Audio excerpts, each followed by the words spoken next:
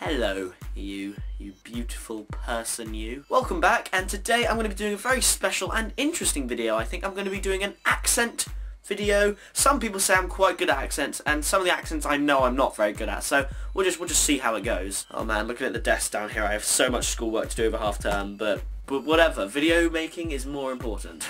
Basically, in this video, I'm going to be reading extracts of this book, just because it was one I found and it's quite an easy read and might even be quite funny, but this is the first accent. It's the basic English accent, I guess, southern, I suppose. It's not northern, that's for sure, so this is my first accent. The reason that I've decided to do this video is because in my last video I asked you all at the end where you all are from, and I got so many comments saying you're from different places and how, you know, you watch my videos, and that was really cool, so I thought maybe I could try and give back and maybe impersonate an accent from where you're from. So I'm not trying to offend anyone, but if you do get offended, then maybe you need to rethink things, because it's just a little video. It's not racist or anything. Side note, some of them will probably be a little bit stereotypical, but whatever. A few years ago, Mum invited a bunch of my classmates to my birthday party, but she thought I already had enough toys, and she said so on the invitation. Usually when you open presents at your birthday party, all the other kids are jealous. But at my party, I think people just felt sorry for me. Unfortunately, Mum's idea caught on with a bunch of other mums in our neighbourhood, and nowadays I have to be careful whenever I see a kid walking around at recess carrying a new book. Then there's Leon Feast and his gang.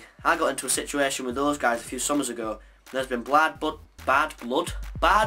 between us ever since. One day, me and Rowley went down to the school to ride our bikes on the basketball court, but Leon and his friends showed up a few minutes later. They told us that they were going to have to leave the court so they could play basketball. I told Leon that we could make a compromise, and they could have one half of the court and we could ride our bikes on the other, but they didn't like that idea and gave us the boot. On the ride home, I was really mad that we left ourselves get pushed around like that, and I wanted to do something about it. A few days later, Mum asked me out of the blue if I wanted her to sign me up for the Superhero Training Academy. She showed me the flyer, and I was sold. That was the flyer, in case you like to see that.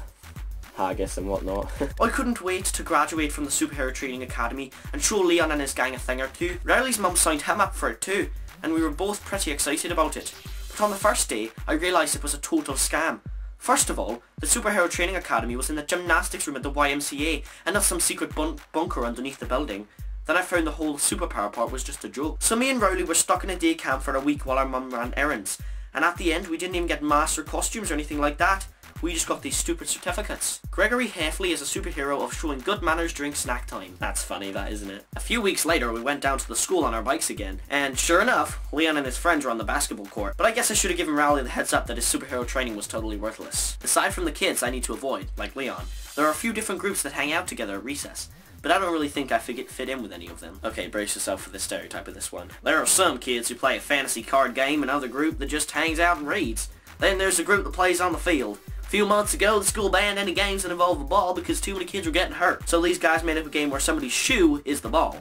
But don't even ask me what the point of that game is. Eric Glick hangs out with his sketchy friends beside the school, where the teachers can't see them. I've heard that if you want to buy an old book report or a homework assignment, that he's the guy to talk to. The girls hang out in groups too. There's one that jumps rope near the side of the school, and the other does hopscotch 50 feet away. I've heard the two groups don't get along, but I've no idea what it's all about. I'll tell you the group I wish I could join, and that's the girls who hang out in the cafeteria and gossip, damn it, Australia, and gossip about everyone who walks by. I've tried to slip into that group before, but it's pretty clear that outsiders aren't welcome. It says in the book, looks like Laurie got a fancy new haircut, as if that makes up for her tacky earrings, and then Greg's just there going, as if. The only place where boys and girls hang out together is on the playground.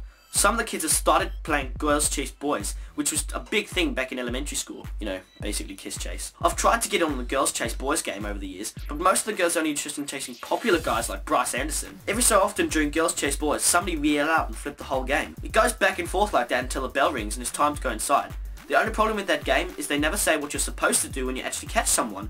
I remember the time in 5th grade when we were playing Boys Chase Girls, and I caught Cara Punter fair and square. It's got a picture of him grabbing her leg. Cara reported me to the playground monitor, who made me sit against the wall for the rest of recess. I'm pretty sure she called my parents too. I think the school realized that there are some kids who have trouble joining in with the others at recess, so a few weeks ago, they turned the bully reporting station on the playground into the Find a Friend station. I always thought the Find a Friend station was a lame idea, but it's not like I have other options these days. I don't know if people didn't notice the blue light going off, or if anyone was just too busy playing Girls Chase Boys, but no kids came over. I think Mr. Nern must have felt sorry for me because he walked over with a box of checkers. I guess it was better than nothing, but I hope Mr. Nern isn't going to be a regular thing.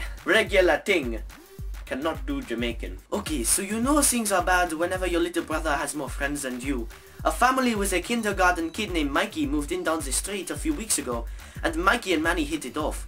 The two of them have been hanging out after school every day since they met. Mikey loves to drink grape juice, and I've never seen him without a juice ring around his lips. So he always looks like a 40-year-old man with a goatee. The only thing Mikey and Manny do together is watch TV. As far as I know, neither of them has ever said a single word to the other, but I guess something about their relationship just works. And even crazier than that, now Grandpa has a girlfriend. I didn't even know you could still date when you got to be Grandpa's age. But I guess I was wrong. Oh, que lastima. I'm going to leave you guys there with that. I've got loads of more accents I wanted to attempt to do, but I figured this video's gone on for quite long, and I had real fun reading that. We should do that. We should sit down and read a book together sometimes, maybe in different accents. So what did you think of the accents I did? Were they okay? You know, I'm not really sure, but I think they turned out alright. So my goal is to make videos every Tuesday and Friday, so keep an eye on my channel for those days. But as I am at school and I have a lot of work to do, like I mentioned, that's not set in stone, but you know, just keep an eye out. So I hope this didn't offend any of you viewers from around the globe, and it's really awesome that you're still here. Hopefully you didn't unsubscribe, but if you could give the video a thumbs up, if we can reach 50 likes on this video, that would be crazy. And yeah, thank you for watching. My social links down below. I'm actually thinking of doing a Q&A soon, so if you could leave me a question in the comments, or on Twitter or Facebook, and I'll try and get them all together to my second Q&A, because I did a Q&A back in 2013. You don't have to go watch that. Bye guys!